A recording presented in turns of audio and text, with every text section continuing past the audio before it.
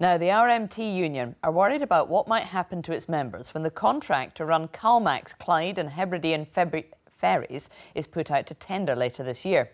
Their dispute with the Scottish Government has led to a strike planned for tomorrow, which is expected to mean around 2/3 of CalMac's services will not be running. Here's our Gaelic reporter, Andreas Wolff. Oban's ferry port was busy today. Some sailings were delayed or cancelled, though, due to industrial action by CalMac staff. This has affected people in different ways. We had hotels booked in Oban, but obviously we had to cancel those. I suppose the kind of upside was that this sailing's a little bit later, so we didn't have to get up at 5 in the morning, whatever. We're actually supposed to go tomorrow, which obviously the sailing was cancelled, but so we'd had a week of stress wondering whether we were going to go or not. But CalMac phoned us on Monday night, Tuesday night, can't remember now, and said, "Do you want to go on Thursday?" Yeah, great. So I was supposed to get home for work yesterday from Barra. I had to take another day's holiday, so that's a holiday's wasted. 1 day's holiday's wasted, precious. Tomorrow, members of the RMT union who work on board the vessels will go on strike.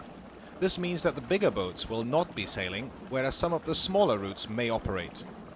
Around this area in Oban, for instance, we have the mull routes of Tobermory Kilhoan, Lochallan Fishnish, and we also have Oban Lismore. And we hope that there'll be able to be a service on these routes tomorrow.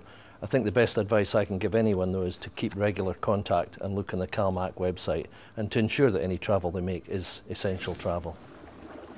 While there is no disruption to the Seagull's journey, there has been quite some impact on some people. Saturday afternoon we're getting married on Mull in Tobermory in the Western Isles Hotel, and we were due to take the CalMac crossing from Oban on Friday along with many of our wedding guests, and unfortunately all of the sailings were cancelled for the strike action. We're now here on Thursday night. We're going to take the ferry over. We have to spend an extra night in our wedding hotel, which is not that bad news.